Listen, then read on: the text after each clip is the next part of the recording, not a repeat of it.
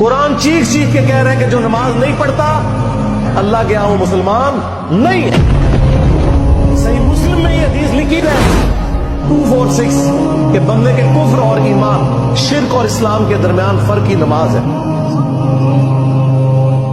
یہ حدیث مسلم میں ہی لکھی رہ گئی کہ ابن مسعود رضی اللہ تعالیٰ عنہ کہتے ہیں کہ جماعت کے ساتھ نماز پڑھنا یہ سنت خدا ہے، یہ تمہارے نبی کی وہ سنت ہے جو اللہ نے انہیں عطا کی، اگر اسے چھوڑ دو گے تو برباد ہو جاؤ گے۔